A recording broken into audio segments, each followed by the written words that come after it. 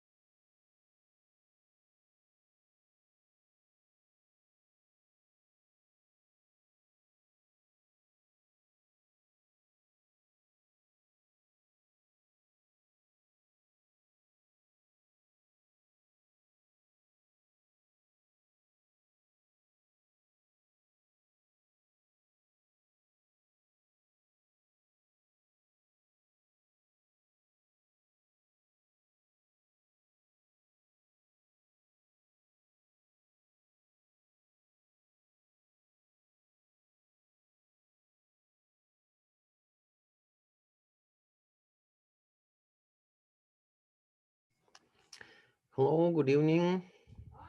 Waiting for more of us to join.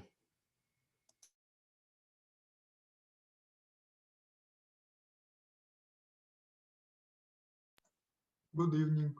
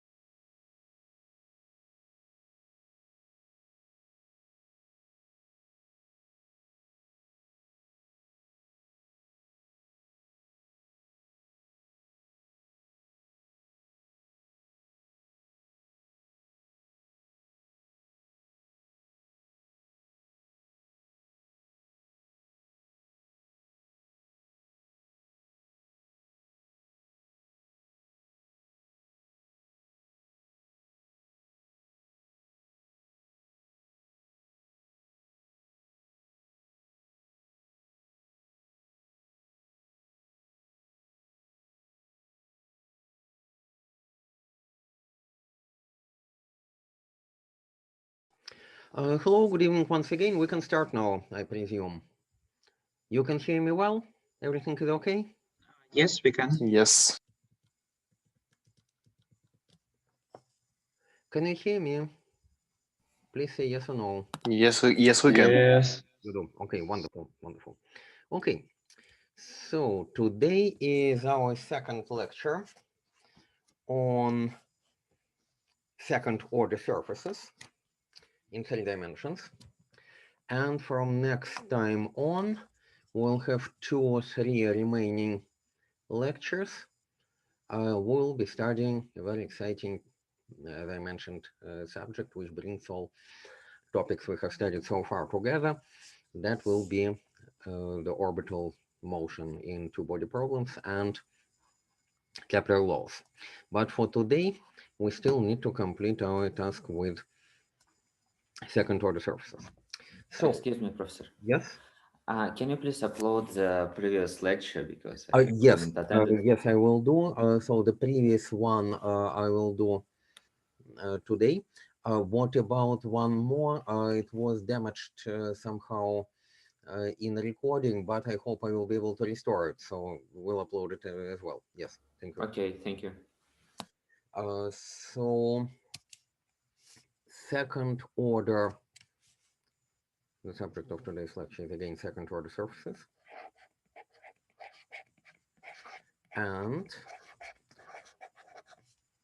do you remember what we have been doing last time?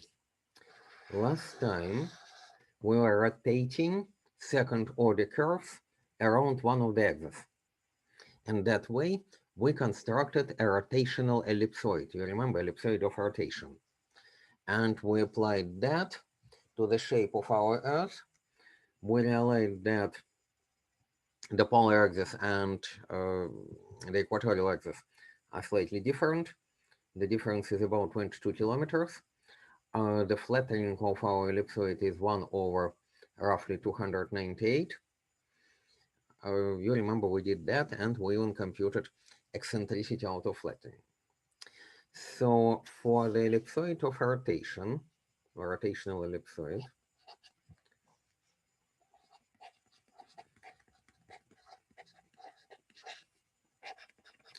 for example, if it is rotated, an ellipse was rotated around the z-axis, then it would be, if around z, then x and y axis parameters are the same. So you remember what it was, x squared plus y squared divided by a squared plus z squared over b squared was equal to 1. So when we see that two semi-axes are identical, you can immediately say around which axis rotation was done. So if the semi-axis for x and y are identical and equal to a, it means that rotation was around the third axis, z in this case. Or for example, if it is a different ellipsoid, let's say x squared plus z squared divided by a squared plus y squared over b squared equals to 1. Then obviously this was a rotation around y. Whereas here, a rotation around z.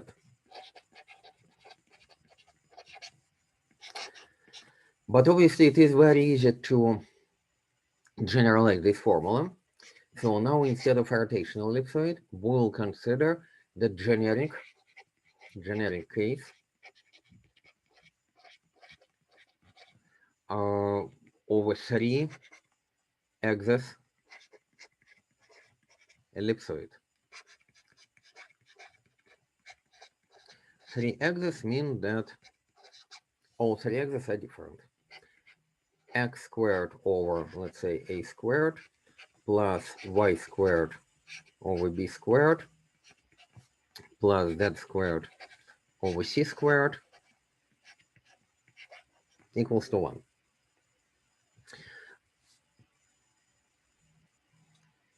In studying the shapes of, let's say, celestial bodies, including our Earth, three-axis ellipsoids are less common. All major planets are rotational ellipsoids because they are gravitationally stable. It is possible to prove that actually such a body is stable, which means that the gravitational forces are in equilibrium with counteracting dynamic pressure forces.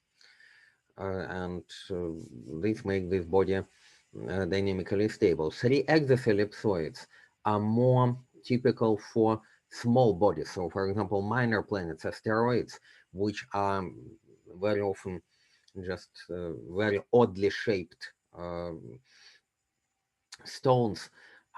They can be approximated as a three-axis ellipsoid, or even just a more complex, irregular, absolutely irregular odd shapes. For major planets, a three-axis ellipsoid is not typical. Obviously, it is very easy to see what it means. So for a three-axis ellipsoid, we can draw it. Try to draw it. Its cross-section with any axis x, y, and z would be an ellipsoid. So for example, if we say z equals, would be an ellipse. If we say z equals to 0, then here in xy plane, we have an ellipse. And this is really not a projection of a circle, but really an ellipse, let's say, with the semi x-axis, I'm not sure whether it is a major one or minor one, equals to A, and semi-y axis equals to B. And if we take its projection by, for example, the xz axis, say y is 0, then it would be an ellipse in this.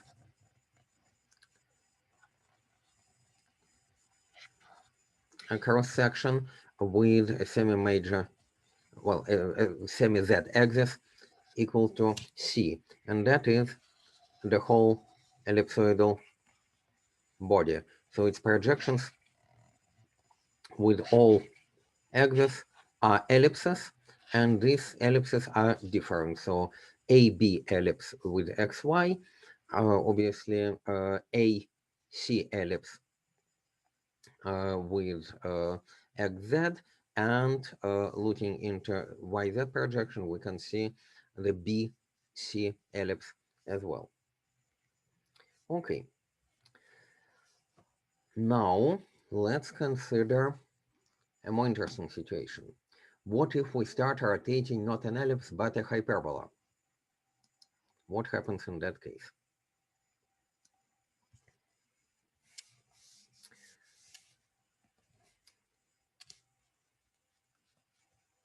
Rotating a hyperbola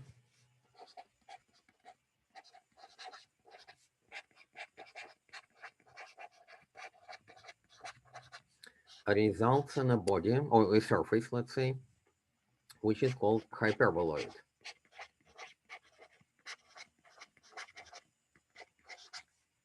Of rotation.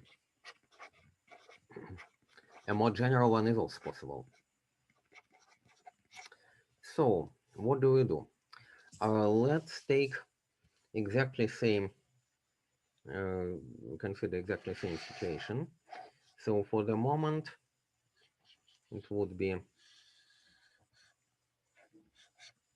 let's say, x, y,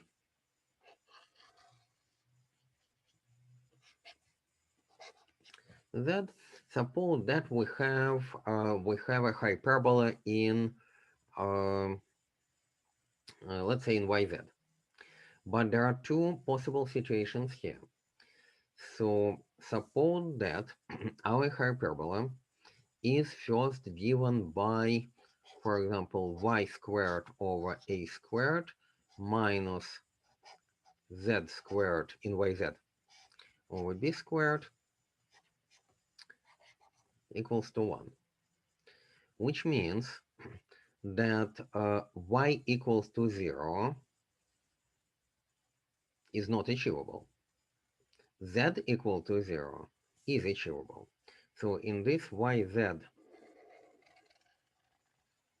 plane, the hyperbola would look something like this, all right?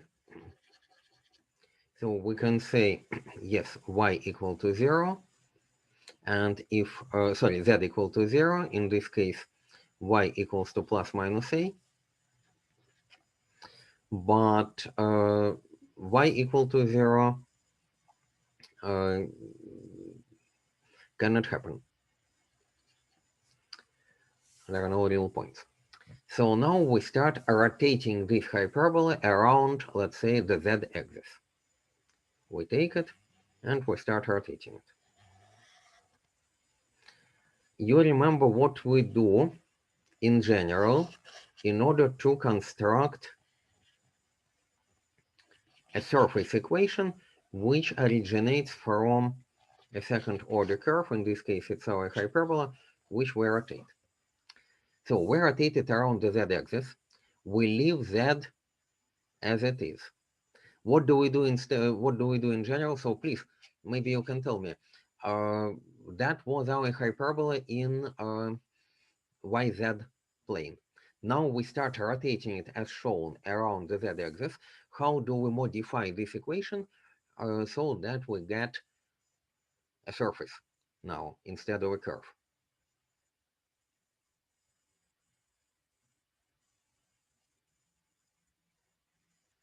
You remember our trick. Z is unchanged. Y squared becomes just the general distance of a given point from the z-axis, of course.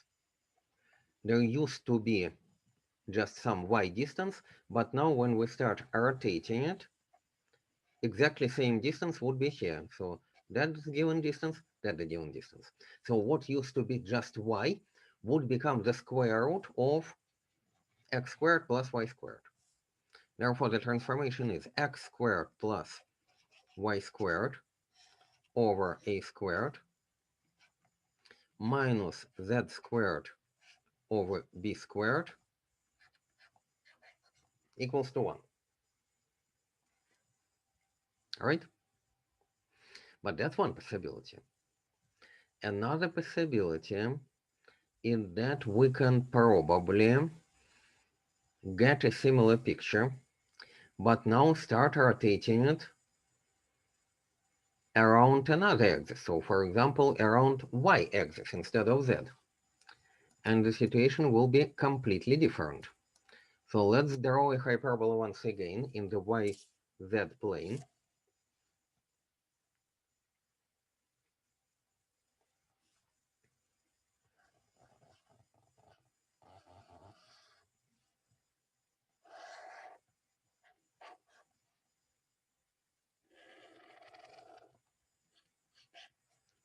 So it is a hyperbola in yz, but now we start rotating this curve around y-axis. So the intersection point is here, and now we start basically rotating it around y-axis.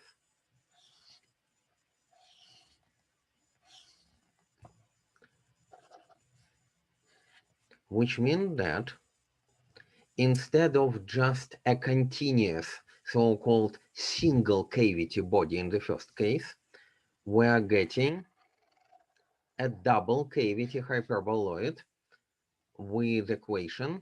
Okay, what equation?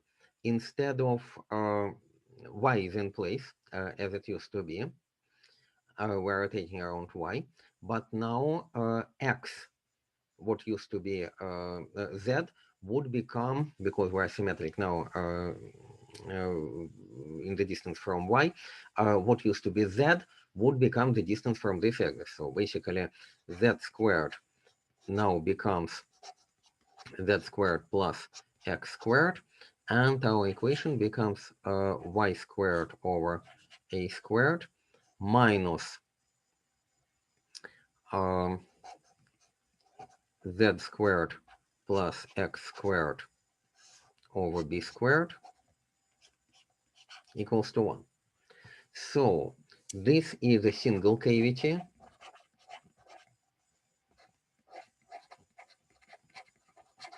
hyperboloid.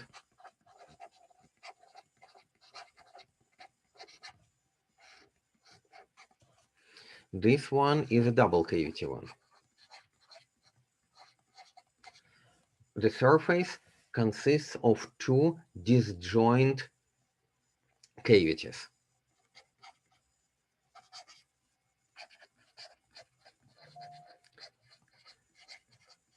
Looking at the equation in general, how can we tell whether it is a single cavity or double cavity? Very simple.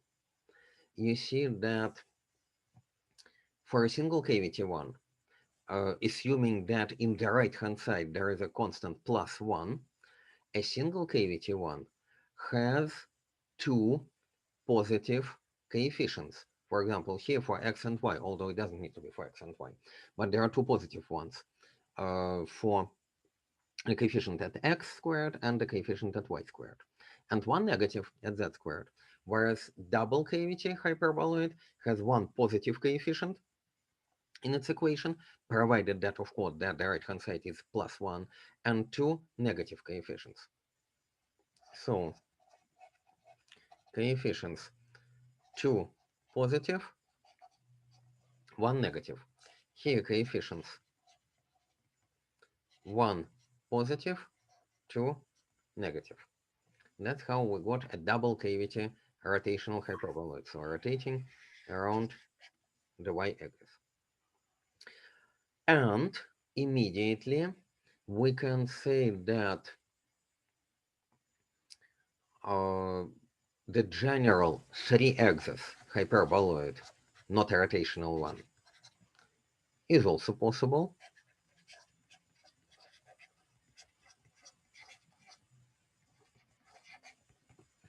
And it would be given by, let's say, x squared. Let me put it that way.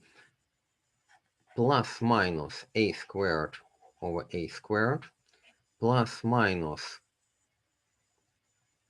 y squared over b squared plus minus z squared over c squared equals to 1.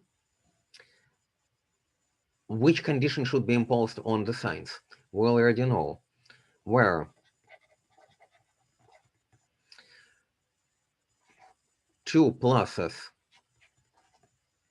and one minus, or one plus and two minuses.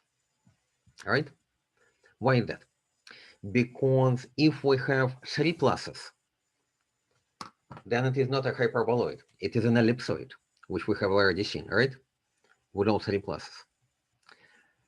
Why couldn't it be three minuses?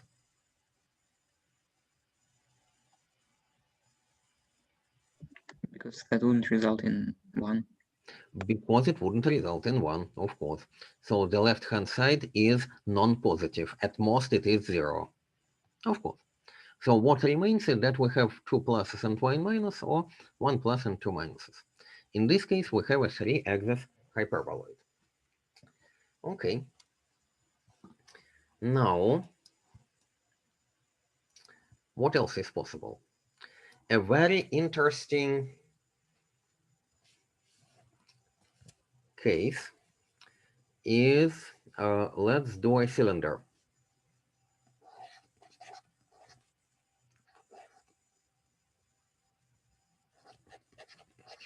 Actually, a family of cylinders. Okay. To begin with, let's do just a classical right circle cylinder. So basically, that's xy, z. In the simplest case, obviously, the axis is the z-axis. This is a circle of radius a with equation given by x squared plus y squared equals to a squared. So how would the equation for the cylinder in 3D look like in that case? This circle is x squared plus y squared equals to a squared. What would be the equation of the cylinder?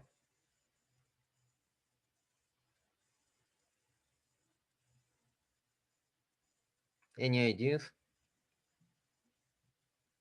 You know, interestingly, yes? You have an idea? Maybe a squared minus z? No, all is absolutely simple. It would look same, exactly the same. You will see why. Because this equation happens for any z. So this initially is for z equals to 0, but in general, for any z. So when we just associate vertical lines drawn through the points in this circle, then x squared plus y squared take any other z, not 0, it would be exactly same. You take another z and you would still have x squared plus y squared equals to a squared. So the same equation describes the circle in xy plane, and if we generalize it into the three-dimensional case, it becomes a cylinder in three-dimensional case. So this is just a circle cylinder.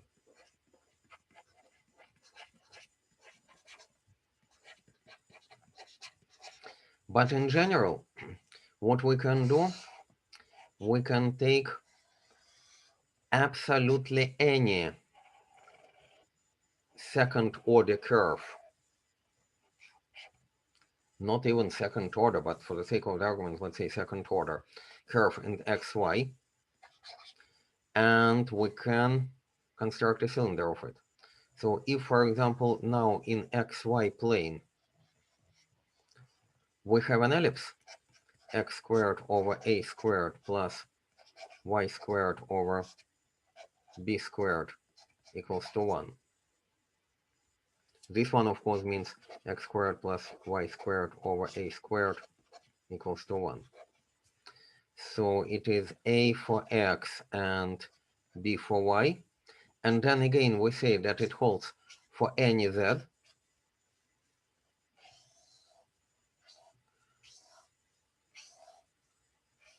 This means that we have constructed an elliptic cylinder.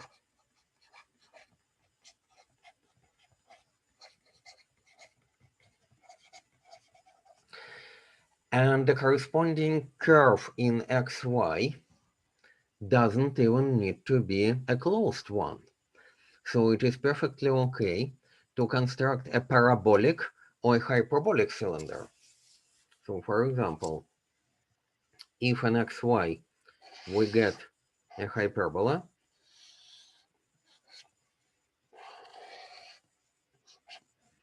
so for example,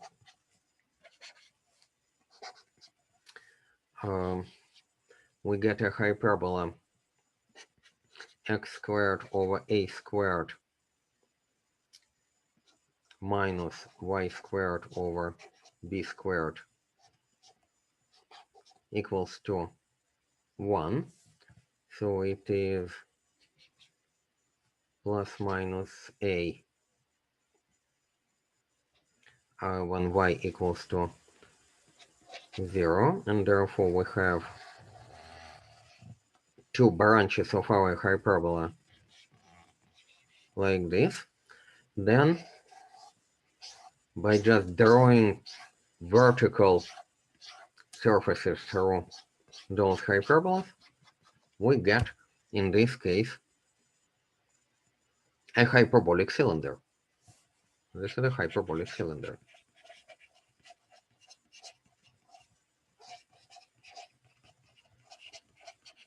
Or if it is a parabola, then we get a parabolic cylinder.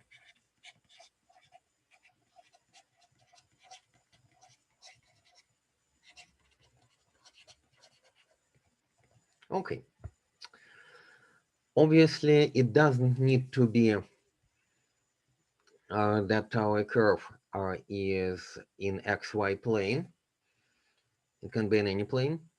So in general, if we consider, for example, let's say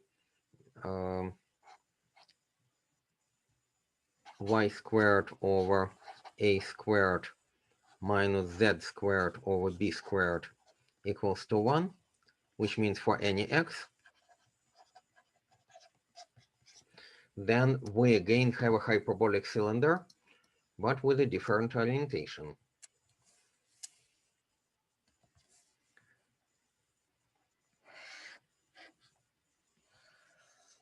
How would it be? Now in our YZ plane, we have a hyperbola. So at y equal to, no, sorry, z equal to 0, y is plus minus a. Therefore, it is a hyperbola like this.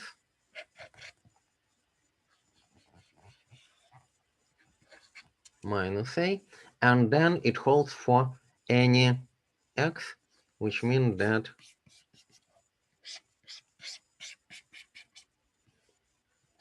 this is our hyperbolic cylinder in that case. And you can easily guess that not only different x's can be taken.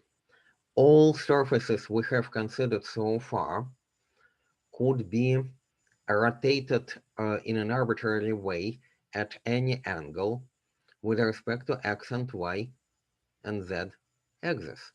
And therefore, we're going to get in general a very, I would say, complex equation for a second order surface in the three-dimensional plane, in the three-dimensional space. Like the general form of an equation for a two-dimensional second order curve, you can probably imagine what is going to be here. So I can, just for the sake of the argument, I write an equation in the following way. A, let's say 1 x squared plus a1 2, you remember, xy plus a2 2 y squared plus a, let's say, what remains? First of all, we need z squared. A3 3 z squared plus more mixed terms. A1 3 xz plus A2 3 yz. Okay, all quadratic terms are now accounted for. Plus A1x plus A2y plus A3z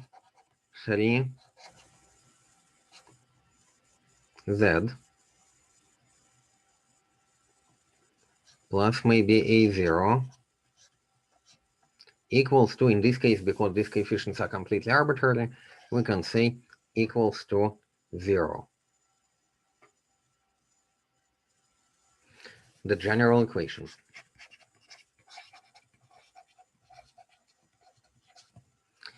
And given this equation, determining the shape of a two-dimensional, of a second order surface in three-dimensional space is probably quite difficult. You remember that doing that for a planar curve was non-trivial. We were first eliminating the cross term xy, then performing a translation. We would be eliminating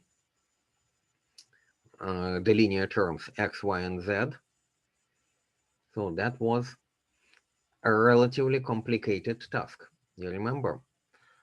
So how would we do it in the three-dimensional case in general? In a similar way.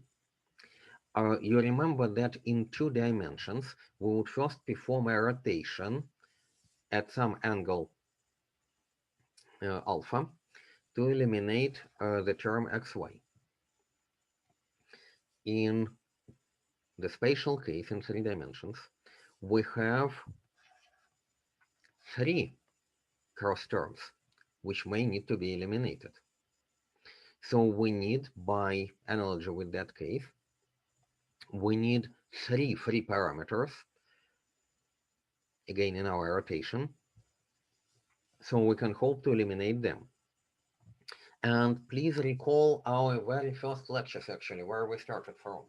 You remember that our rotation in a two-dimensional plane was indeed characterized by just one parameter, and that was a rotational angle alpha. Do you remember that? A rotation in the space was characterized by how many parameters? A three-dimensional rotation. 3. 3, indeed. So we could get this result in a number of ways. We could say that in general, a matrix of a three-dimensional linear transform has 9 entries because it is 3 by 3, you remember? But due to the orthogonality and norming conditions, we would have 3 norming conditions because, for example, the columns of this matrix are normalized to 1, the sum of squares for each column, and also all these 3 columns are orthogonal to each other. Therefore, we have 6 constraints out of 3 parameters. And indeed, from those 6 constraints and 9 parameters, we have 3 free parameters. And those 3 parameters could be expressed, and we did that as Euler Angles, if you remember, right? And that was the way of how we could describe an arbitrary rotation in 3D. So in general, we could do something similar here. So constructing a general linear transform expressed through 3 Euler angles and constructing equations which would result in elimination of the cross terms xy, xz, and yz. But it is rather tedious. We are not going to do it now, but in a very similar way, this can be done. The parameters of those transforms obtained and the cross terms eliminated. Once the cross terms are eliminated, we would have just quadratic and linear terms, and then obviously everything becomes relatively easy. Our linear terms could be eliminated. How? How could we eliminate the linear terms? In the two-dimensional case, when it was just By shifting. How? Shift, we should By complete the full square.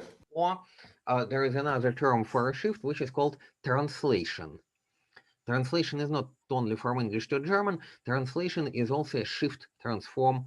That's the mathematical term for the shift transform in the plane or in space. So in that case, we would apply translation or translations in order to eliminate the linear terms. The condition was, you remember, in order to find, for example, a translation which would eliminate A1, what was the necessary and sufficient condition for such translation to exist? The corresponding quadratic coefficient must be non-zero. You remember?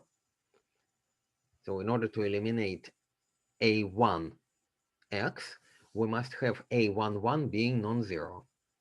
If a11 is 0, then a linear term a1 cannot be eliminated, and this stands for a parabolic case, because we may still have some parabolic type constructions. So in general, the algorithm is the same. First of all, rotations.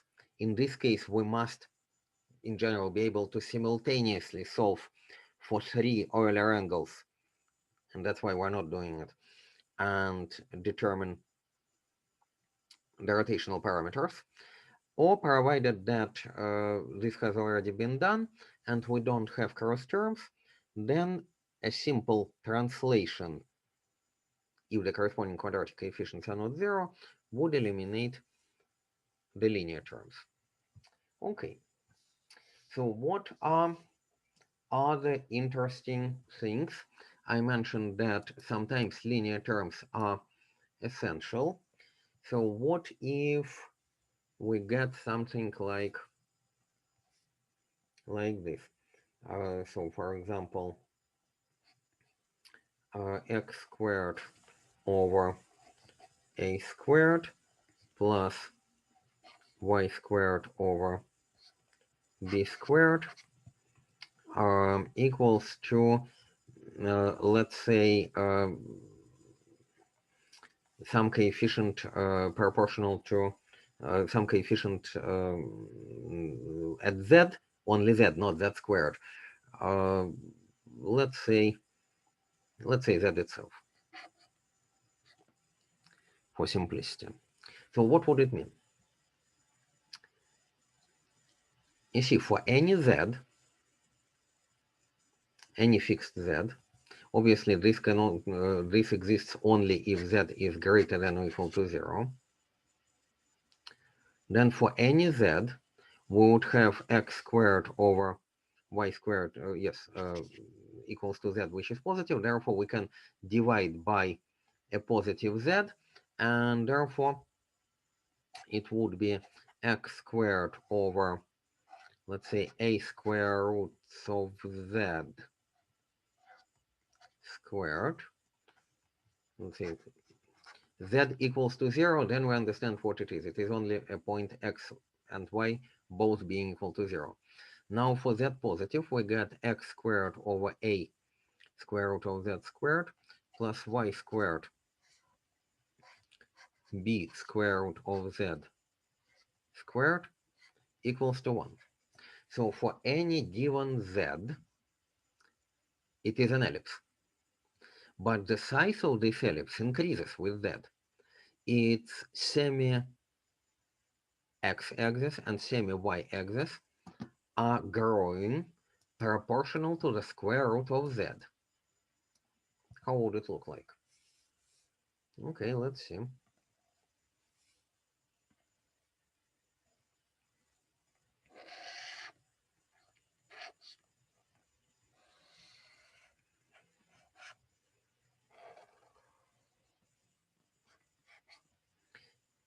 For z equal to 0, it is a single point. For another z, it would be some kind of ellipse.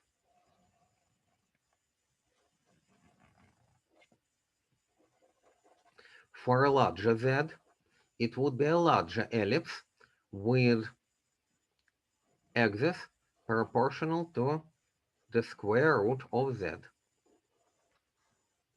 And so on and so on. Now it is easy to see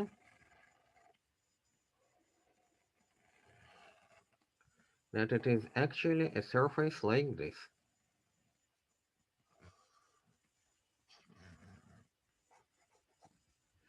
So, fixed z,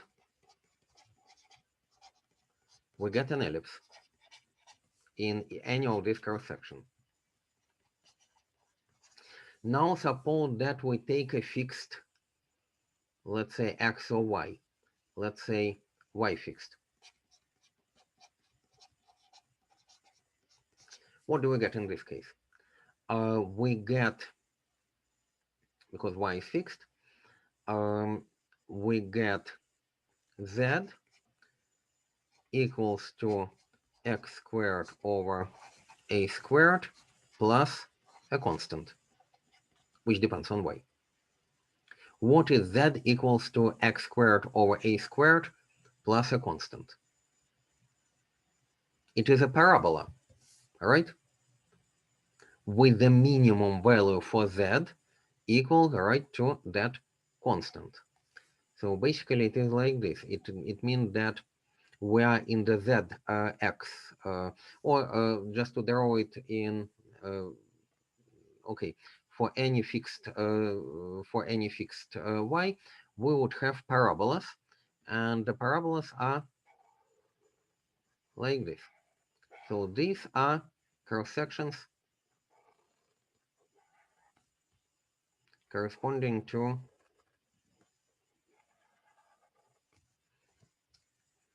fixed y, and cross sections corresponding to fixed, for example, values of x would be similar. Fixed x, also a parabola. Z equals to y squared over b squared plus a constant. Here, one such parabola is actually already drawn, this big one. That's a parabola. And that parabola corresponds to x equals to 0. Then it is simply z equals to y squared over b squared. But if we say, for example, x is not equal to 0, it is bigger than 0, then we would have other parabolas like this, corresponding to bigger and bigger values of x. So, how would this be called? This surface is called elliptical paraboloid.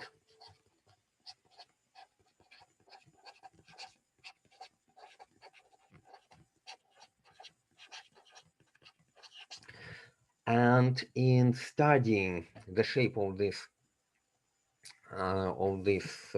surface, we applied the method which is called the method of cross sections. We effectively did exactly that.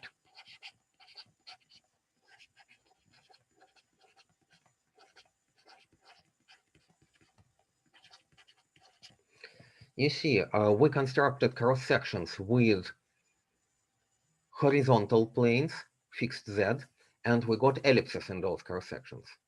With fixed y, got parabolas. So those are cross sections by planes y equals to a constant, and by planes x equals to a constant, fixed x, we got parabolas as well. So by constructing these three kinds of cross sections with different planes, we were able to determine the shape of this elliptical paraboloid. Now let's think about it. If there is an elliptical paraboloid, then there is something else actually. What do you think is another interesting surface which we need to study?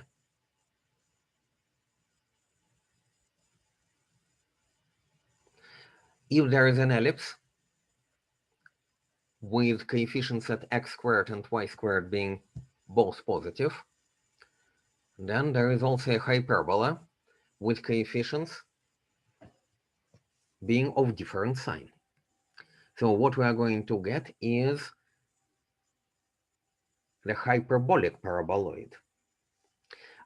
Please note that, for example, for an elliptical paraboloid, the origin here is the point of a minimum.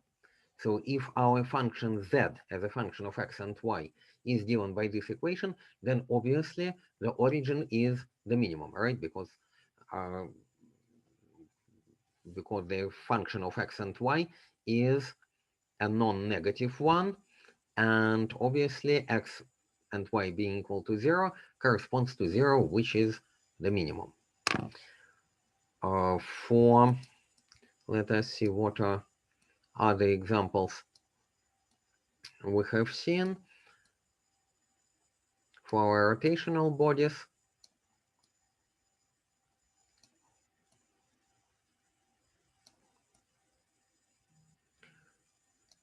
For an ellipsoid, of course, we also know that its sizes are bounded, and x, y, and z values are within plus minus a, plus minus b, and plus minus c, respectively. Now let's see what we get for a hyperbolic paraboloid. That's the most interesting thing. One of the most interesting ones. Actually, all those curves are quite interesting, those surfaces. For a single cavity hyperboloid, as we have seen it, there is a very interesting property that it can be viewed as being constructed out of straight lines. So in its surface, in each point, there is an intersection of two straight lines. You can, if you're interested, you can study this further, which completely belong to this hyperboloid. So for example, if we take some point here in the single cavity hyperboloid,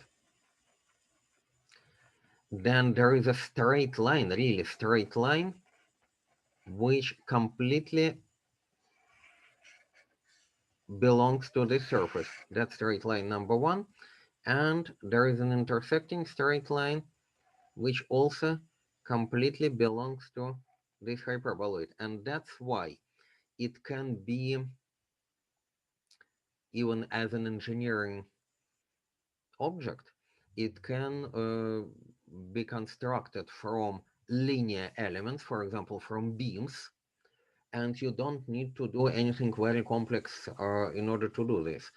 You can experiment maybe yourself and even try to construct this single cavity hyperboloid from pencils. You know, it works.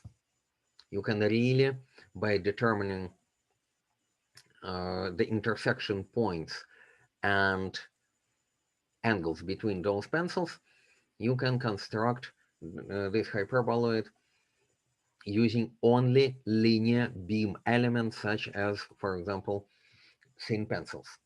It would be a very nice geometric exercise, and you know, if you build this, it becomes a beautiful, beautiful, absolutely beautiful surface. And now a hyperbolic paraboloid. So you can already realize how the equation would look like.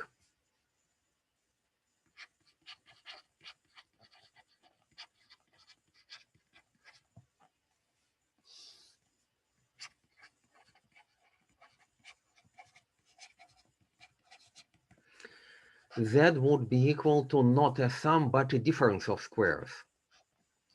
X squared over a squared minus y squared over b squared. Okay, let's try to draw it up and see how it may look like. Again, using those method of cross sections.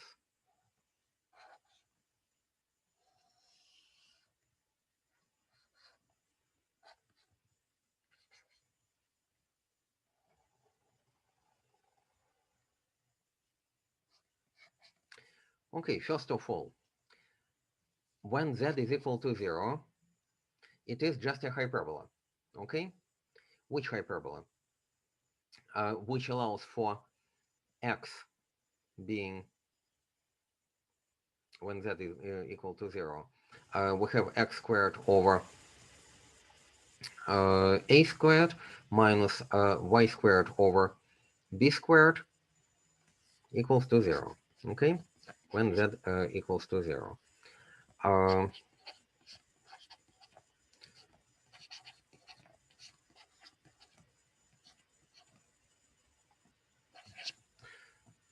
So it is not even a hyperbole in this case.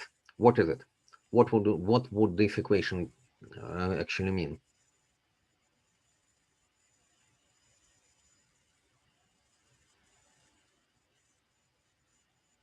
It is a pair of intersecting straight lines. Bx equals to plus minus ay, or y equals to plus minus b over a x, right?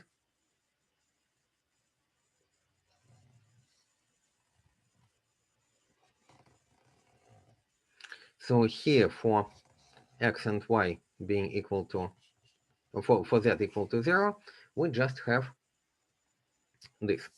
Now, suppose that, for example, obviously, the origin belongs to our surface. That's what we know. Now, if z is greater than 0, then we can really divide both sides by z, and we have x squared divided by a square root of z squared minus y squared divided by b square root of z squared equals to 1. So this is a hyperbola with center differences, the parameters being a square root of z and b square root of z. So I will try to draw it up for some, let's say, non-zero, for some non-zero z. It would be something like arcs of this hyperbola, something like this. Okay, in this plane z equals to a positive constant.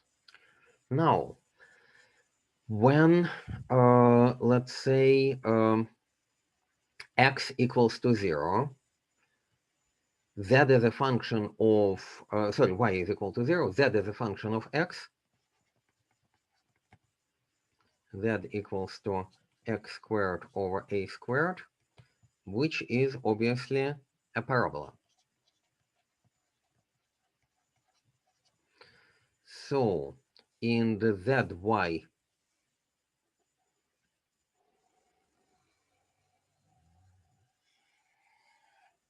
plane, it is a parabola. When excuse me. yes, Why don't we consider the case when z is negative? we will. For the Okay. moment, we will, and you will see that actually it's just easier for me to draw in to visualize drawing in the upper plane, but you are absolutely right that that can be negative. And indeed, if you will see it in a second, if we take now x equals to 0, then z equals to minus y squared over b squared, and that is exactly the situation for x equals to 0, where that would become negative, okay? If instead of 0 we take a constant, then, for example, y is a constant rather than 0, then we have exactly same z, which is x squared over a squared, shifted downwards with a constant. And if we take x being positive, well, non-zero, then we have this z equals to constant minus y squared over b squared. So z, what I did a little bit wrong here, I drew this upwards pointing parabola in the zy space, whereas in fact I had to do it in the zx plane. So apologies, it's not like this.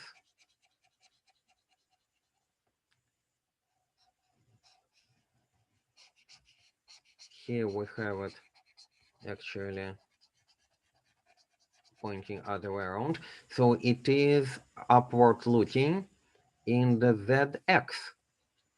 So let me apply a different color maybe. Okay, in the ZX space.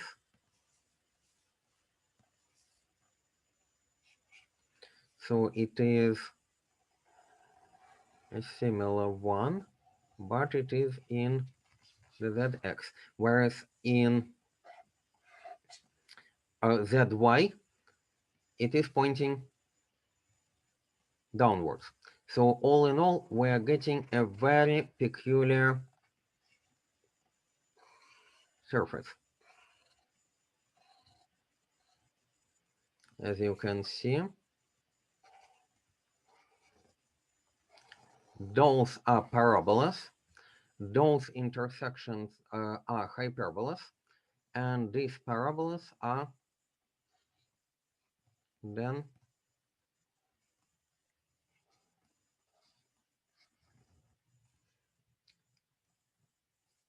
turning around, having their maxima at another parabola, intersecting with the horizontal plane around those hyperbolic lines. So this need to be extended down to here. So what is it all together? In particular, what is the origin? You see, these cross sections are parabolas. This cross section is a parabola as well.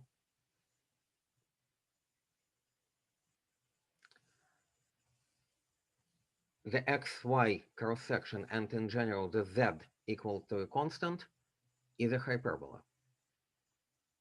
So the origin is neither a maximum and not a minimum. It is a so-called saddle point, and the whole structure of the surface is really like a saddle. You can see it, although this manual visualization is poor, you can use any computer drawing program to see it better. But this is a so-called saddle point. And it is very easy to see that this origin is not a maximum and not a minimum. When x and y are 0, then keep x being equal to 0, consider and allow to y to be a little bit non-zero. Then x is strictly 0, y is not, then z is a decreasing function of y, right? Z is a decreasing function of y. Whereas if y is constant and constant 0 and x is non-zero, then z is an increasing function of x. Therefore, around at this point, 0, it is neither maximum nor minimum.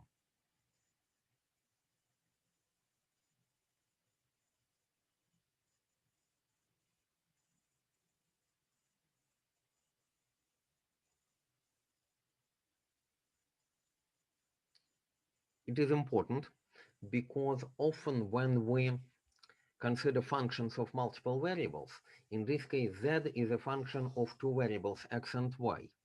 We're interested in a question whether a given point, for example, 0, 0, 0, is a maximum or a minimum. If it is a case of elliptical paraboloid, then we can clearly say, yes, it is a maximum. Or if both coefficients are negative, minimum, when both coefficients are of opposite sign, then it is a maximum. So look here. This is obviously a minimum of z, as we already discussed. Or if the coefficients at the left-hand side are both negative, so it would be minus x squared over a squared minus y squared over b squared, then it is a mirror symmetry of this situation, and it would be a maximum for z at that point. Whereas if the coefficients are at x squared and y squared are of different sign, like for the hyperbolic paraboloid, then it is neither maximum nor minimum. and we must take this into account. And very often this is used in order to determine the type of an extremal point, if at all we have an extremal point. Here, for example, we don't. I believe you have already started mathematical analysis on functions of multiple variables, right? No, not yet. Not yet? Okay. You are not familiar with the notion of a partial derivative, for example, are you? Are you not? I think no. Not yet. Okay, you will see that unlike functions of one variable, you can construct a derivative with respect to that variable. For example, if z is a function of x only, in a very similar way, you can construct derivatives, partial derivatives in functions of multiple variables. What is a partial derivative? For example, you consider z as a function of x only, treat y as a constant, and then you can differentiate z with respect to x. Why not? Suppose that y is a constant. And then we call it a partial derivative, which is denoted typically by this around d, dz dx, equals to, obviously, in this case, 2 over a squared times x. Or we construct a partial derivative with respect to y, which means we treat z as a function of y, taking x to be a constant, and because it is a constant, obviously it vanishes in differentiation, and we construct dz partial derivative again dy, denoted by this around d, which is going to be minus 2 times over b squared y. You already know that the necessary, but by the way, not sufficient condition for a function of one variable to have a maximum or minimum, or let's say extremal point, is that its derivative must be equal to 0. Same situation here. The necessary condition for a maximum or minimum for a function of 2 or more variables is that the partial derivatives must be 0. But that's only necessary, not sufficient. So, for example, for a function whose two-dimensional surface plot is an elliptic paraboloid, then yes, both partial derivatives vanish at 0, and we do have indeed have a minimum here. Whereas for a hyperbolic paraboloid, both partial derivatives are equal to 0, that's true, but we don't have a maximum or minimum here, we have a saddle point instead. And it is important actually to distinguish between saddle points and maximum and minimum points. How to do it in general for, let's say, a function of n variables. That you will see in the second part of this curve, in this course in the spring semester, when we study so-called quadratic forms.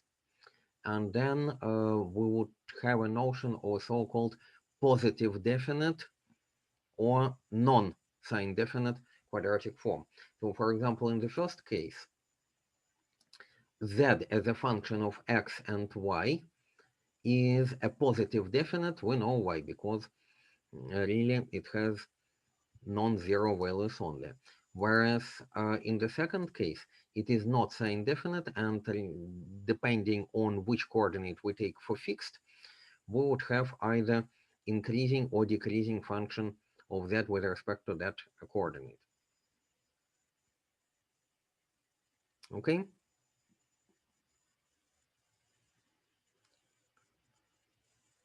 So,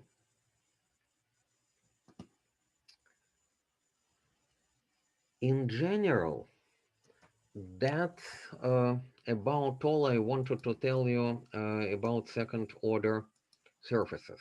You see that there might be a very, very sophisticated variety of them.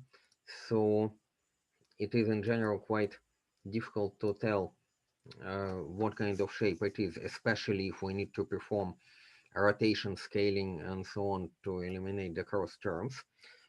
Maybe one more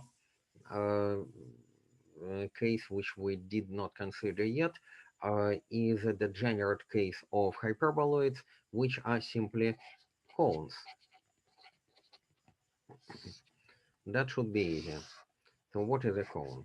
A cone is obtained by rotating just a single straight line around a given axis. So again, if it is x, y, and z, and we originally take a certain straight line, for example, y equals to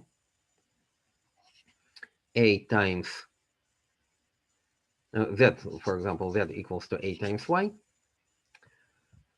How can we make a cone out of it? Again, it is a rotation around z axis. Okay?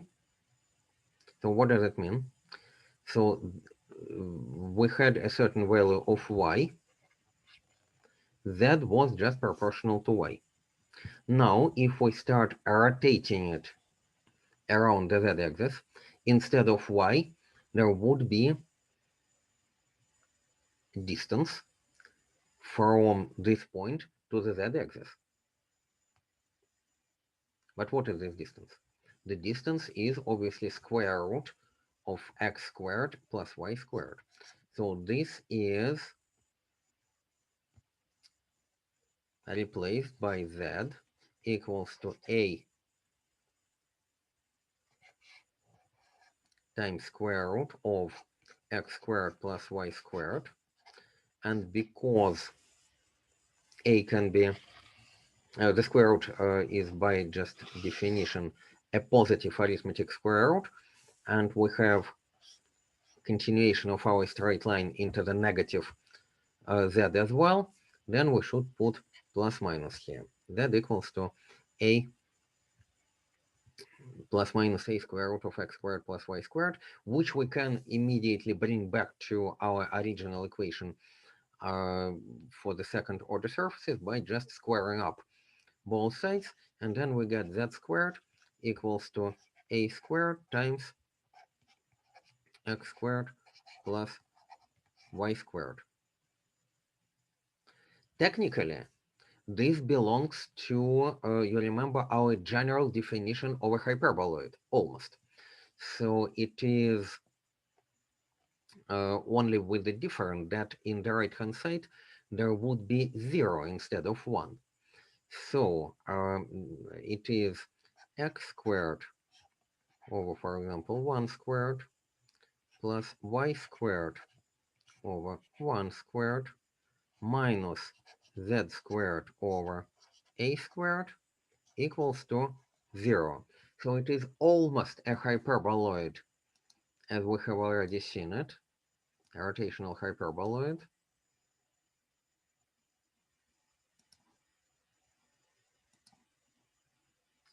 Let's see.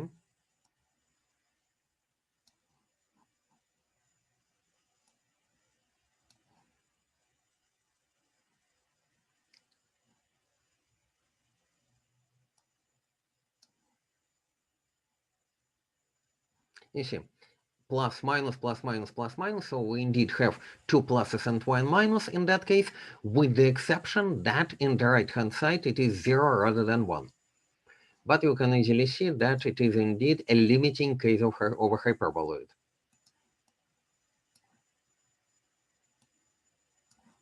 Where the center distance becomes 0.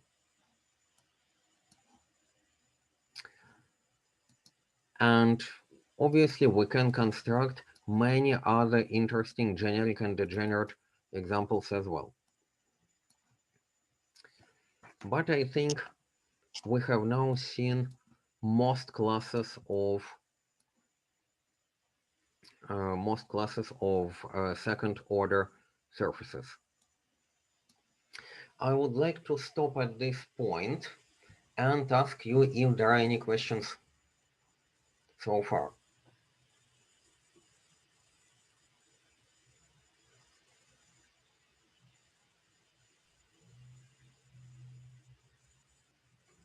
No? No questions. Okay. We have still some time left, You will do a lot of exercises, and I believe you have already started exercises in your tutorial today about, and in your labs about second order surfaces. Excuse me. Not yet? I have a question. Yes, please. When it was our lab, it was said that these surfaces can be moved by z-axis and x-axis. How they can be shifted? Like Very easily. Very easily. Let's do an example. It's very, very easy how you can do it. Let's consider just, well, for a simple case, okay, we end up with a cone, okay? So that's our cone. Now what I want a similar cone, but with the vertex in another point. So here the vertex was in 0, 0, 0 in our origin, all right? Now I want a very similar cone, but with the vertex in another point with the coordinates x0, y0, z0. But otherwise, it would be exactly the same. Okay? So I want to shift or translate this cone so that its vertex moves into another point, x0, y0, z0. What do? I introduce a new coordinate system now with the origin in that point. Okay? So I denote it by x prime, y prime, z prime. In the new coordinate system, it will be exactly the same cone as it used to be, with the vertex in the origin of the new system, and therefore the equation would be x prime squared, okay, over 1 squared, plus y prime squared over 1 squared, minus z prime squared over a squared equals to 0. But I know that these two coordinate systems are simply connected by a translation.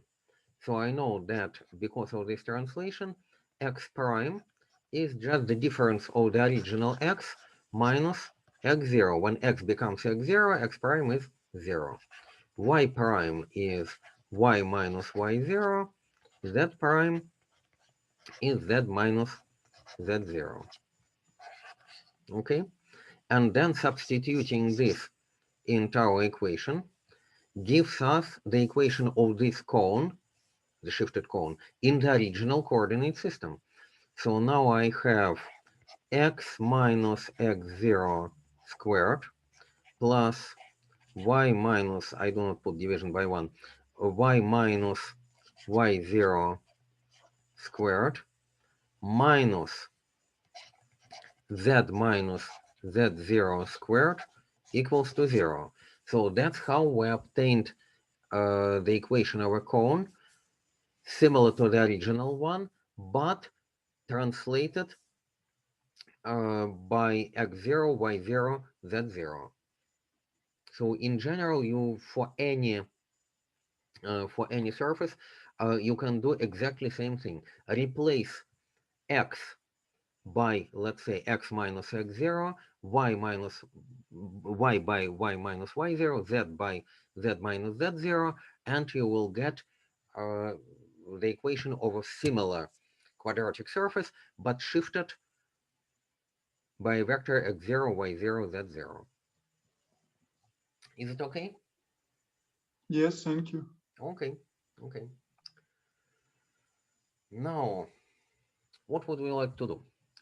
That we stop now, or we spend the remaining 15 minutes moving into this next and final topic on Kepler orbital motion. The topic is very extensive, so I would prefer to start it as early as possible. unless, of course, you are tired and you want to go home from a lecture now. So, start a new one or not? I think Sorry, we how can much time start. do we have?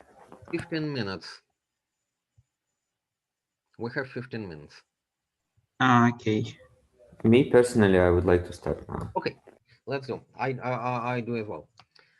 Because this will finally explain why we did all this. So how this can be applied in physics and astronomy to get absolutely realistic models. So this is a part 3 of our course, or maybe part 4. Two-body problem.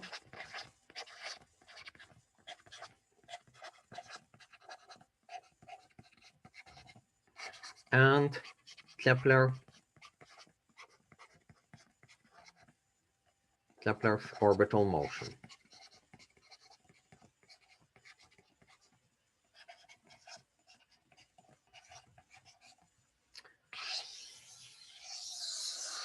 We'll begin with a very abstract setup. So suppose that what would Newtonian laws tell us?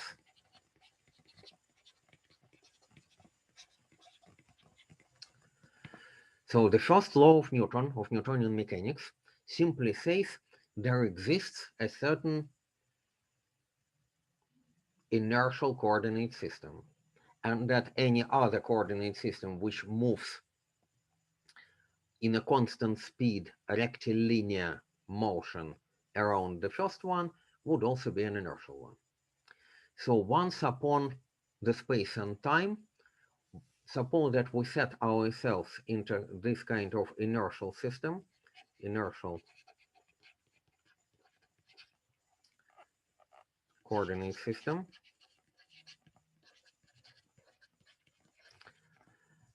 which will be our XYZ again system.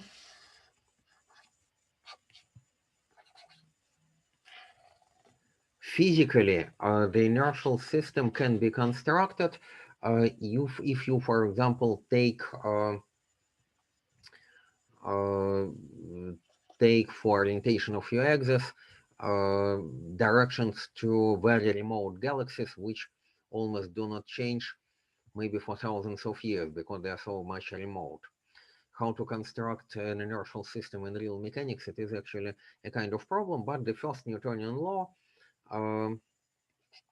postulate that such a system exists. And suppose that in this inertial coordinate system, there are two masses, a mass m1 and a mass m2, positive, and nothing else. That's why it is called a two-body problem. So there are two bodies, and we would call these bodies actually point masses, which means that they're viewed as just material points. Either the sizes of these masses are very small compared to the distance between them, or maybe even not small, but the distribution of masses in the bodies is such that they can be mathematically reduced just to a point mass. For example, if the masses are equal density spheres. For the moment, let's just think of them as point masses. Okay, so the first Newtonian law says we can consider everything in this inertial coordinate system. The second law would be the law of motion. So it would say that acceleration of each mass is just mass multiplied by the force acting upon that mass, you remember. So, okay, the masses are freely moving now in space.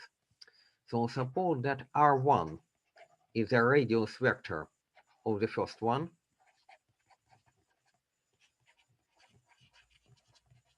I would say Ri is a radius vector of mass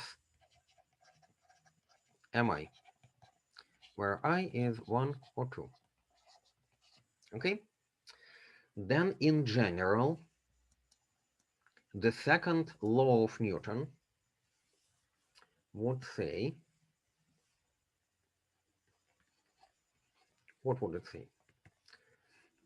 We'll try to express accelerations. What is the acceleration of, for example, mass m1?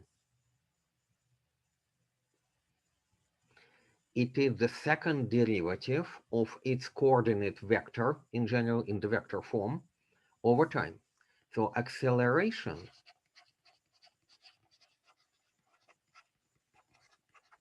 of m1 is the second derivative of the vector r1. Second derivative.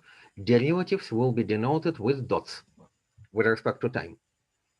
So r1 dot is the velocity, r1 double dot is the acceleration. Obviously, it is a vector which consists of x1 double dot, which is acceleration projected to x, y1 double dot, acceleration projected to y, z1 double dot, acceleration projected to z.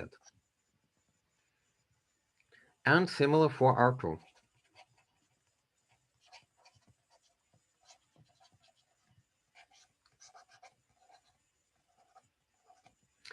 And what is acceleration? According to the second Newtonian law, each acceleration, so I would say r double dot I, equals to the mass mi, where I is 1 or 2, times, other way around, obviously, mi times acceleration equals to, what is mass times acceleration? The force. The force. In vector notation, it is really force as a vector, Fi, applied to the mass mi. So there is a force applied to mass mi and the force applied to mass m2. The direction of the force is the same as the direction of acceleration.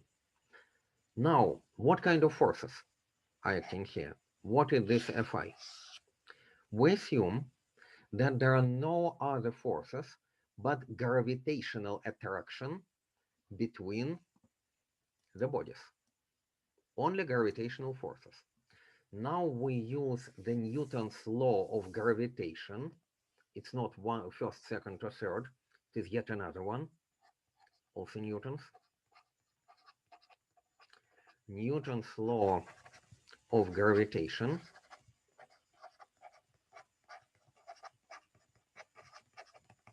So what is the force acting on m1? Let's derive F1. First of all, F1 is a vector pointing to where? M2. To M2.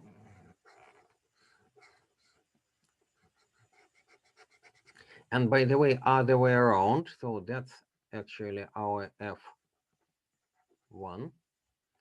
There would be force acting on M2 pointing to M1. So what is F1 then? The absolute value of F1 is equal to, you remember?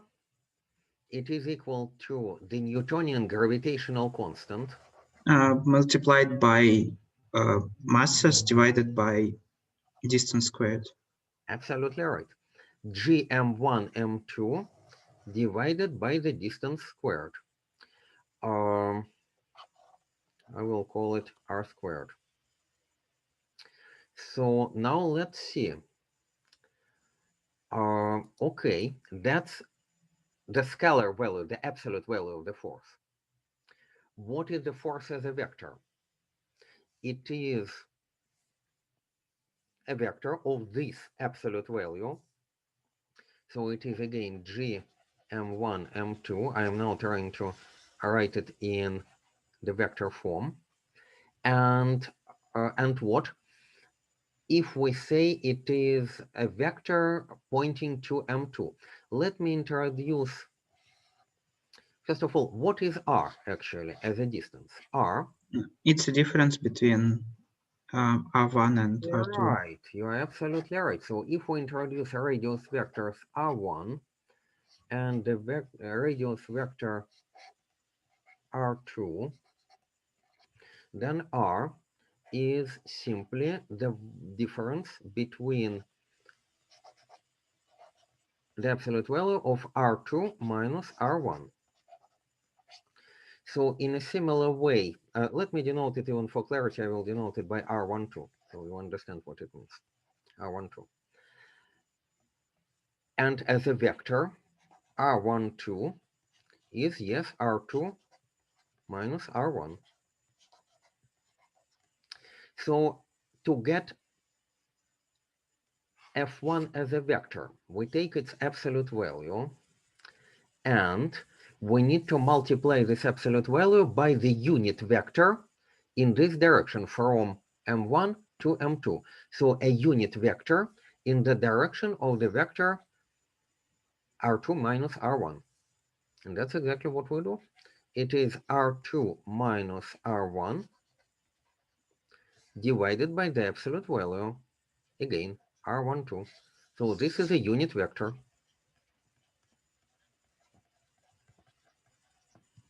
So yes, we can express it as G M1 M2 divided by R12 cubed times R2 minus R1. Okay. And in a similar way, the force applied to the second body, F2, would be similar one, GM1 M2 divided by, actually again, R12 cubed, but in the opposite direction, R1 minus R2. And obviously this is minus F1. So they act upon each other with forces collinear and pointing into the opposite directions. In general, it's not only in this case when it happens. In this particular case, the fact that F2 is minus F1, it follows from just the Newton gravitational law, how we expressed it. But this would happen also in general when we have two interacting bodies. Doesn't matter whether they're interacting, for example, through Newtonian gravitational law, or it may simply be that they're joined with each other with a beam. It doesn't really matter. It is the third law of Newton, generalization. The third law of Newton is that F2 would always be minus F1. It is so-called action and counteraction Newtonian law. So indeed,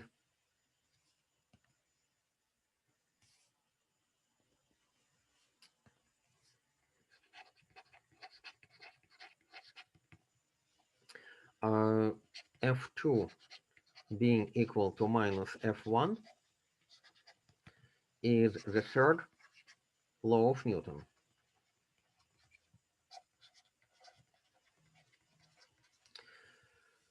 Okay, so what we get then? We get M1 R double dot 1 equals to GM1 M2 over distance, by the way, R12 cubed, not squared. Why cubed? Because we also have a vector R2 minus R1 here. And this means that canceling M1 in both sides, we get r double dot 1 is g m2 and so on. And in a similar way, r double dot 2 would be equal to g m1 over same cubed distance r2 minus r1. Okay, now a few more steps, very elementary steps before we are done for today. You see, we are so far acting in some abstract inertial coordinate space. What we now do, so that was actually, that was our step number 1. What we did. That was number 1. Number 2, we'll do a trick. We will move the origin into M1, for example. You may ask how can we do it? The coordinate system associated with the first body may not, and in most cases will not, be inertial anymore, because the first body, M1, is moving on its own, right? But the point is that we don't need an inertial system anymore. We have already obtained our equations of the motion, and because we don't need to derive any equations anymore, I mean fundamental equations of the motion, here we are. These are our equations of the motion. Now we can modify them by moving into a non-inertial system. That's okay. So these are equations of the motion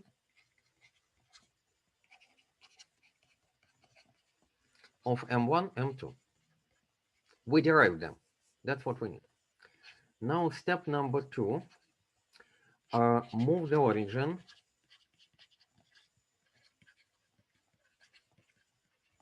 into M1, which means our coordinate system is not inertial anymore. Actually, one more thing before. Okay, is not inertial anymore. That's okay. Which also means that we'll study motion of M2 relative to M1.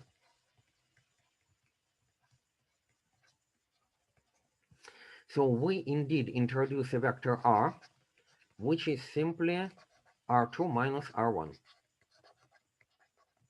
And then our distance r12 is simply the absolute value of this vector r. Okay? Which from now on, I will just denote by r without indices. What can we do? Let's subtract one equation from the other. So we subtract first equation from the second one. We get r2 double dot minus r1 double dot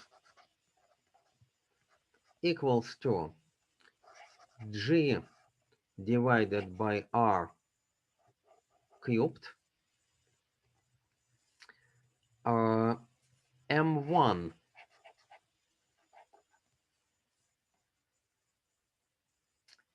times what is r2 minus r1, our vector r, minus m2 times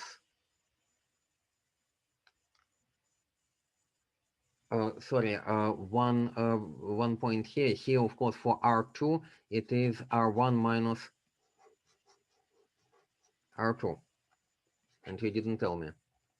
These accelerations are also pointing in the opposite directions.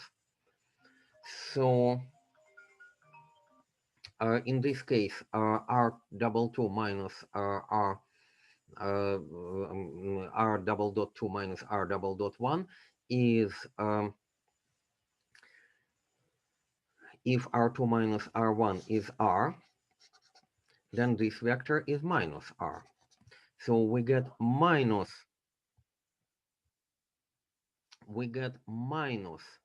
M1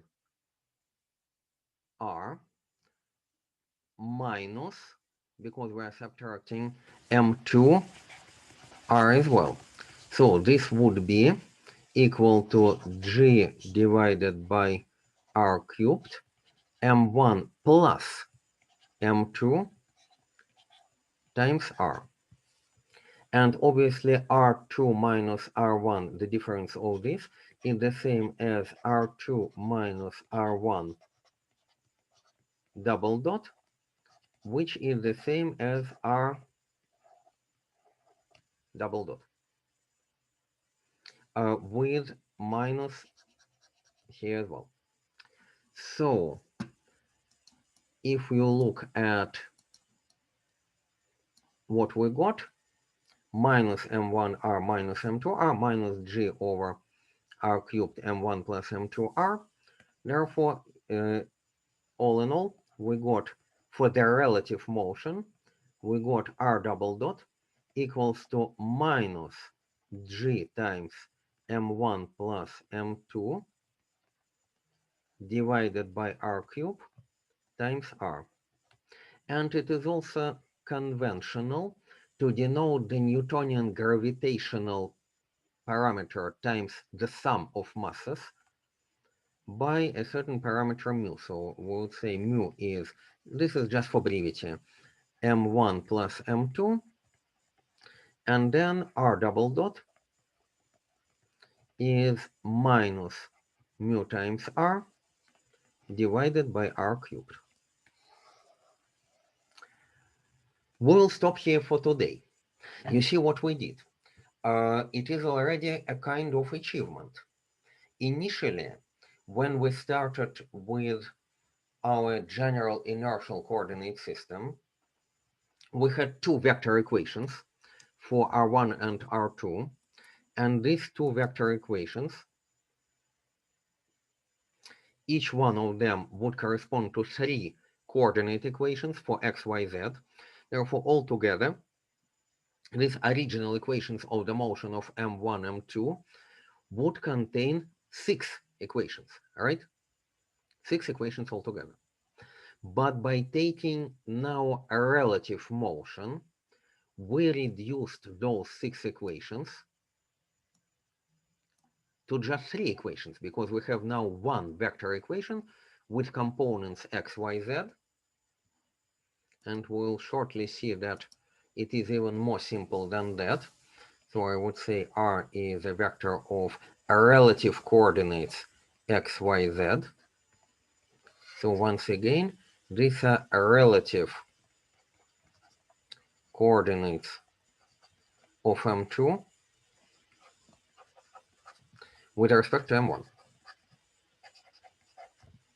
Okay, and we'll start the next lecture examining this R double dot equals to minus mu R over R cubed. For today, we are done. Thank you. By the way, any questions about this? It is very important, actually, how we arrived at this equation. So if anything is not clear, please ask. Professor, from- can Okay, I go ask on. you to upload your writings in Moodle? Oh, yes, Like, yes, of course. I promised I will do it immediately. Yes, thank you. definitely I will do it. But for the moment, the question is anything unclear about how we started from those equations and arrived at R double dot? I think it should be pretty clear. Yeah, if no one has a question related to that, I would like to ask you some unrelated question, but it's Yes, please. very. Can I ask you in Russian, because I think all of us here is Russians? Okay. У меня такой вопрос возник, типа, мы сейчас проходим орбитальное движение, и все, что для чего линейная алгебра и аналитические геометрии были придуманы. Вот, но мы-то учимся в IT-вузе. Но орбитальные движения очень хорошо иллюстрируют все, что мы изучали до сих пор. Если бы у нас не было орбитальных движений, то у вас бы был вопрос, ну, в конце концов, зачем нам эти самые матричные преобразования, зачем нам ортогональные преобразования, повороты систем координат, зачем нам прямые плоскости в пространстве, зачем нам эллипсы, параболы, гиперболы, непонятно зачем. Математическая абстракция. Красиво, конечно, но это и древние греки еще изучали. Тогда это у них была математическая абстракция. А сейчас мы увидим, нет, это не только математическая абстракция, это физическая реальность. У нас космические тела, планеты, астероиды, космические аппараты в первом приближении, если мы рассматриваем только их притяжение, например, к Солнцу, они движутся как раз с законами движения, которые описываются в векторной форме, применяются все наши преобразования, координаты, повороты, и применяется теория кривых второго порядка. Все есть. Вот, но просто у меня вопрос возникает очень похожий, типа, зачем нам это?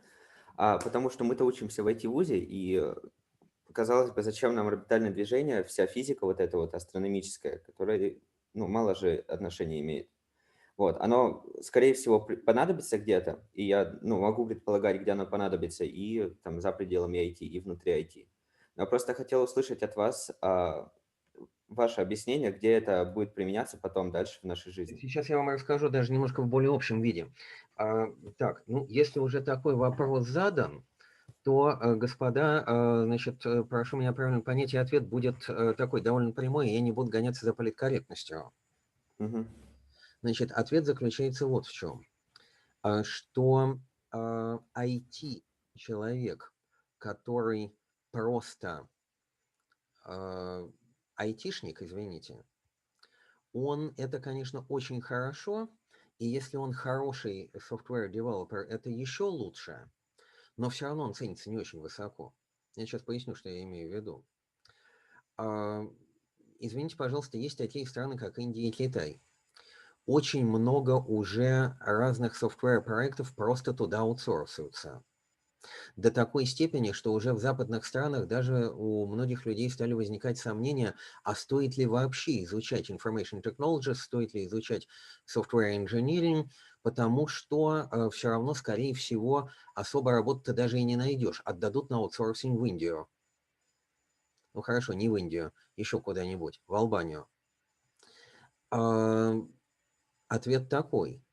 Вот по-настоящему ценится, я сейчас объясню, что это имеется в виду, что под этим имеется в виду. Именно человек, который одновременно владеет, да, всеми компьютерными технологиями, которые мы изучаем и будем изучать, и одновременно владеет математическим аппаратом, который, собственно говоря, и приводит к разработке этого софтвера. То есть, например, разрабатывается система управления летательным аппаратом, например, UAV, да, Unmanned Aerial Vehicle. Знаете, что сейчас произошло? Беспилотные летательные аппараты в пух и прах разбили Армению. Знаете такой момент, да? Не слышал, но неважно, думаю. Ну, война была с Азербайджаном. Было дело. Армения капитулировала. Да, я понял, да. Вот. Слышал. У нас в России беспилотных летательных аппаратов практически нет. Если, не дай бог, что-нибудь такое произойдет с нами, я боюсь, что как бы нас тоже в пух и прах не разбили. Встанет задача немедленно создавать такого рода аппараты у нас. Кстати, в университете Иннополис они создаются. У нас есть институт робототехники, там они создаются, но они еще, как бы вам сказать, такие civilian, не military grade. Понадобится military grade. Много понадобится чего. И вот дальше встает вопрос, какого рода квалификация должна быть у специалистов, которые будут с этим работать? Ну, смотрите, просто программист абсолютно не пойдет. Потому что, во-первых, это должен быть еще очень хороший системный программист, который не просто реализует алгоритмы управления, а он владеет всем. Это система реального времени. Это глубокая связь с операционной системой, потому что это embedded контроллер. Это получение и анализ информации от всех датчиков, в том числе от камеры наблюдения, и это распознавание образов, потому что, значит, будет привязка, например, к Земле, к террейну, возможно распознавание целей, там наведение на цели и так далее. То есть это уже software-инженер, извините меня, пожалуйста, который не веб-сайты делает, а который владеет и системным программированием, и embedded системами, и системами реального времени, и анализом изображений, вплоть до искусственного интеллекта. Всем. И плюс, да, ему нужно будет после этого создавать систему управления, которая учитывает динамику этого аппарата в полете. Ладно, у нас здесь два просто тела, которые между собой взаимодействуют по закону Ньютона. А там это какой-нибудь, там, не квадрокоптер, а это летательный аппарат с толкающим винтом, с управлением в 3 плоскостях. Помните этот самый наш угол, значит, roll, pitch and yaw, да? Крен, тангаж и рыскание. Вот у нас 3 угла Эйлера появляются. У нас появляются там боковые давления, вращение аппарата вокруг своей оси, центры давления и центры масс. Для всего этого нужно будет выводить законы динамики. Как это все будет? Что сидит один математик, выводит законы динамики, потом передает программисту, который пытается запрограммировать? Ничего подобного. Ну, то есть бывает и так, но это не очень хорошо. Во-первых, это очень сильно усложняет процесс разработки, потому что они никак не могут договориться. Software-девелопер говорит, дайте мне письменные спецификации. Вот когда у меня, я, правда, из финансовой математики пришел, не из Analytical, приходил в команду developer, а должен был быть quant developer, и говорил, дайте мне спецификацию, мы его увольняли очень быстро, просто за один такой рода вопрос. Реальной ценностью обладает человек, который одновременно является и математиком, и очень-очень-очень хорошим многосторонним софтвер-инженером. Вот только такой товарищ может выжить в конкурентной борьбе со всеми разными другими странами, включая Индию. Вот к такому уровню нам нужно стремиться. А быть просто девелопером, уверяю вас, уже сейчас недостаточно. Ну, то есть как недостаточно? Там, если просто девелопер, это, допустим, 100-150 там, с копейками тысяч рублей, ну, для начала, то quant-девелопер, который владеет математикой, это может быть математика, связанная с гидродинамикой, с аэродинамикой, с там, любой механикой летательных аппаратов. Это может быть математика финансовая, какая угодно. Вот уже такой товарищ, just upon graduation, может в соответствующей организации, если он покажет действительно реальные знания, еще лучше опыт в реализации такого рода проектов, он уже может 300 просить. А какой-нибудь там опыт наработает 1, 2, 3, 5 лет, 800.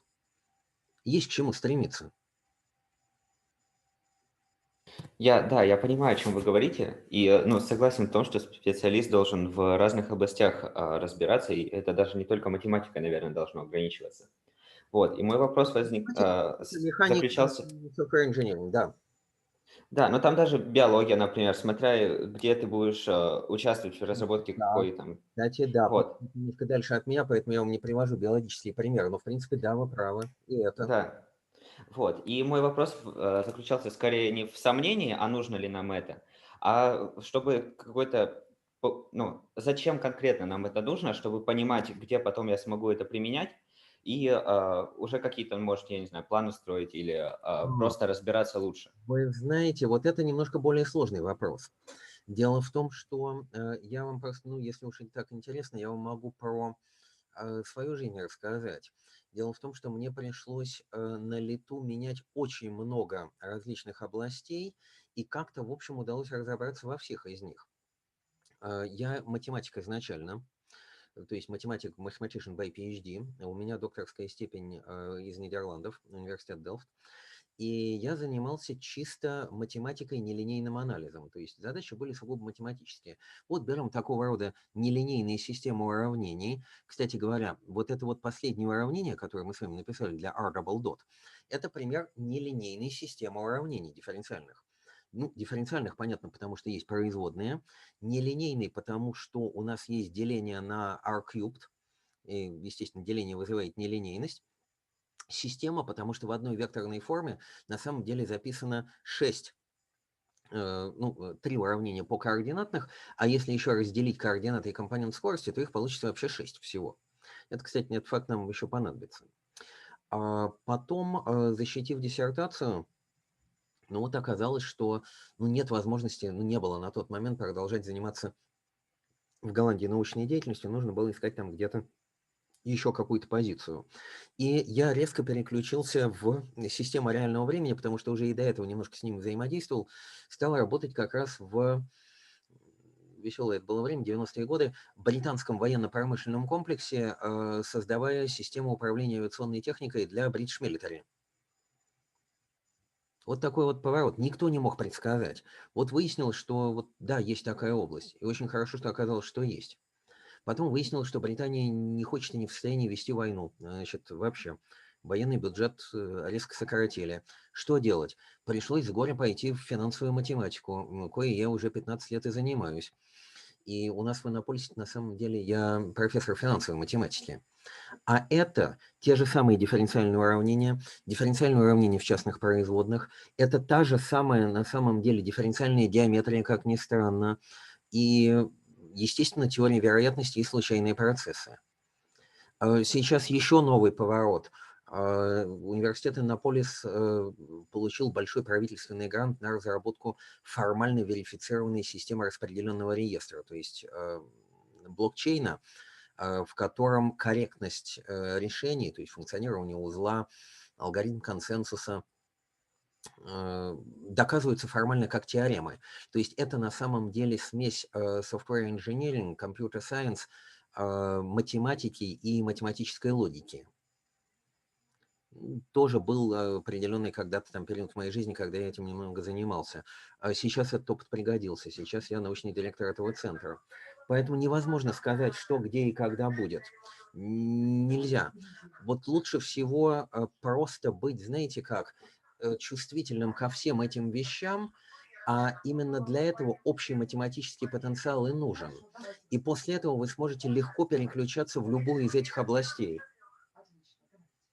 Ну вот как-то так. Да, я понимаю, о чем вы говорите, согласен с вами. И уверяю вас, после того, как мы увидим, как все наши конструкции, которые мы с вами до сих пор применяли, абстрактно, просто какая-то плоскость x плюс y плюс z равно нулю. Ну что-то в этом роде, да? Ну и бог с ней. А если мы сейчас увидим, что это на самом деле орбитальная плоскость движения астероида, это уже будет совсем другая история. Согласны? Да. Ну Как вот. будто жизнь Так в эти точно. формулки включается. Ну вот и прекрасно. Тогда до следующей пятницы. Спасибо за Спасибо ваш большое. ответ. До свидания. Большое. Спасибо, до свидания. До свидания. До свидания. До свидания.